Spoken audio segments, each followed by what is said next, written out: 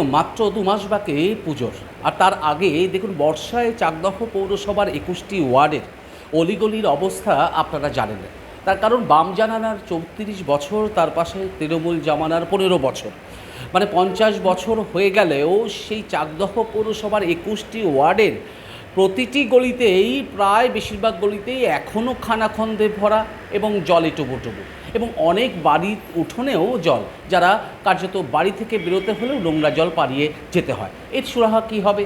আমরা সেই প্রশ্ন নিয়েই আজ পৌঁছেছি চাকদা বিধানসভা কেন্দ্রের বিধায়ক তথা পৌরসভারও দায়িত্বে তিনি রয়েছেন, চাকদা বিধানসভা কেন্দ্রের বিধায়ক বঙ্কিম ঘোষ। বঙ্কিমদা, ২১টি ওয়ার্ডের বেশ কিছু ওয়ার্ড, মানে প্রত্যেকটি ওয়ার্ডেই বিভিন্ন রাস্তাঘাট একদম জরাজীর্ণ অবস্থা, বেশ কিছু বাড়ির মানুষ নোংরা জল পাড়িয়ে তারা যাতায়াত করছেন, স্কুল কচিকাচাদের তাদের পড়াশোনা পড়তে যাওয়া সমস্ত করতে অসুবিধার সম্মুখীন হতে। চাকদহ পৌরসভা কী ব্যবস্থা নেবে? পুজোর আগে তারা কি মুক্তি পাবে? দেখুন, আমি জিতে আসার পর চাকদা শহরের যে ২১টি ওয়ার্ড, আমি প্রতিদিন কোনো না কোনো ওয়ার্ডে আমি যাচ্ছি, আমি ঘুরছি। এখন পৌরসভা দেখভাল করার জন্য বিধায়ক হিসাবে আমাকে একটা বাড়তি দায়িত্ব দিয়েছে, যদিও এখানে অ্যাডমিনিস্ট্রেটর আছেন, আমাদের কল্যাণীর এসডিও ইও সাহেব আছেন। তো আমরা এই পৌরসভা গত ১ বছর ধরে এখানে কোনো ডেভেলপমেন্ট হয়নি। এখানে রাস্তাঘাটের বেহাল অবস্থা, পানীয় জলের সমস্যা, বিদ্যুতের সমস্যা, ভ্যাট নেই, আবর্জনা ফেলার সমস্যা, জল নিষ্কাশনের অবস্থা খুবই খারাপ। আমি ঘুরে যা দেখেছি, এই সমস্ত অসুবিধাগুলো নিয়ে আমরা একটা চিঠি পৌর দপ্তরে আমাদের মাননীয় মন্ত্রী অগ্নিমিতা পালের কাছে আমি একটা চিঠি করেছিলাম। সেই চিঠি তার কাছে মেলে গেছে, হার্ড কপি গেছে, ওনার হোয়াটসঅ্যাপে গেছে, উনি বলেছিলেন পাঠাতে, আমি পাঠিয়ে দিয়েছিলাম প্রথম দিকে। গতকাল আমাদের কাছে একটা রিপোর্ট এসেছে, সেই রিপোর্টের ভিত্তিতে বলা হয়েছে, এই একটা চিঠি এসেছে পৌর দপ্তর থেকে মাননীয় মন্ত্রীর। আমাদের ইও সাহেব কালকে ফোন করে, আমি তখন একটা কর্মসূচিতে ছিলাম, উনি বললেন যে মাননীয় মন্ত্রী জানতে চেয়েছেন আমাদের চাকদা পৌরসভায় রাস্তার কোন কোন রাস্তাগুলো বেহাল অবস্থা। আমি ইওকে বলেছি ২১টা রাস্তার অবস্থায় বেহাল, ভয়ঙ্কর পরিস্থিতি। আমার কাছে ইতিমধ্যেই চাকদা নগরবাসীর কয়েকজন মহিলা, কয়েকজন পুরুষ, তারা আলাদা আলাদা করে রাস্তার বেহাল অবস্থার কথা জানিয়ে আমাকে চিঠি করেছেন। ড্রেনের সমস্যা কথা বলেছেন, জল নিষ্কাশনী হচ্ছে না, বর্ষার এই জল যাচ্ছে না, তারা জানিয়েছেন। আমি সব কিছু দেখে বুঝে ইওকে বলেছি আপনি ২১টা রাস্তায় আপনি লিখে দিন পুজোর আগে, যাতে এখানে রিপেয়ার করা হয়, যেগুলো নতুন করার করতে হবে, যেগুলো রিপেয়ার করার সেগুলো করতে হবে। আমরা অলরেডি কিছু রেডি করেছি, আগামী সোমবার বাকিটা চলে যাবে। আমরা আশা করছি পুজোর আগে রাস্তাঘাটের অবস্থাটা সবটা না পারলে অনেকটা আমরা ভালো করব। আর বর্ষার সময় জানেন, মানুষকে তো এই বর্ষার কারণে একটু বাড়তি দুর্ভোগ পোহাতে হয় জল কাদার কারণে, ফলে তার উপরে রাস্তা ভাঙা আরও বেশি দুর্ভোগ পোহাতে হচ্ছে। আমরা রিয়েলাইজ করি, আমরাও তো মানুষ। আমাকে পালপাড়া থেকে কজন এসে বলল যে একটা রাস্তার বেহাল অবস্থা, আপনাকে যেতে হবে।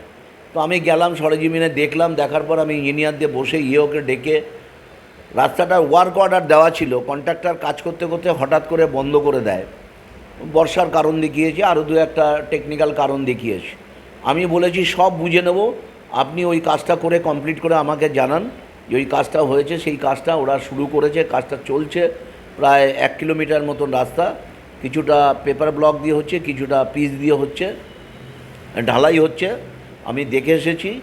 তো এই রকম যেগুলো যেগুলো এখন আমরা পারছি আমরা ইমিডিয়েট করব, আর বাকি ফান্ড ঢুকে গেলে আমরা বাকিটা করব। কারণ এটাও আমাদের বুঝতে হবে যে সবে সরকারটা ৩ মাস এসেছে, এখন এখানে ফান্ড আসার ব্যাপার আছে, প্ল্যানিং করার ব্যাপার আছে, এগুলো একটু সময় সাপেক্ষ ব্যাপার। আমরা আশা করছি দ্রুততার সাথে এগুলো করব, এ নিয়ে আমরা চিন্তায় আছি, ভাবনা আছি। মানুষ খুব কষ্ট পাচ্ছে, চাকদা বিধানসভা গ্রামীণও একই অবস্থা, পৌরসভা একই অবস্থা। গত ১৫ বছর এখানে বাস্তবে কোনো পরিকাঠামো উন্নয়ন হয়নি, রাস্তাঘাট, বিদ্যুৎ, পানীয় জল সবটাই বেহাল ছিল। সেগুলোকে আমাদের ধরে ধরে করতে হবে, it will take a time. আমরা দায়িত্ব নিয়ে বলছি, আমরা ধরে ধরে করব। মানুষের সাহায্য চাই, মানুষের সহযোগিতা চাই। মানুষকে বলেছি পৌরসভায় আসুন, আমাদের পরামর্শ দিন, আমরা আপনাদের নিয়ে কাজ করতে চাই। ধন্যবাদ। আমরা কথা বলছিলাম, দেখুন যেটা জানতে পারলাম, তিনি বিধায়ক বললেন যে পুজোর আগেই কিন্তু তারা খোঁজখবর নিচ্ছেন 21টি ওয়ার্ডে কোন কোন রাস্তা সত্যি সবচেয়ে ভয়ঙ্কর জায়গায় রয়েছে, সেই সমস্ত রাস্তা কিন্তু পৌরমন্ত্রীর নির্দেশে চাকদহ পৌরসভার পক্ষ থেকে ইতিমধ্যেই শনাক্তিকরণ চলছে এবং শনাক্তিকরণ হয়ে গেলে পুজোর আগেই কিন্তু সেগুলো চলাচলের যোগ্য করেই দেওয়া হবে বলেই বিধায়ক জানালেন। সঙ্গে থাকুন, দেখতে থাকুন নতুন বাংলা নিউজ।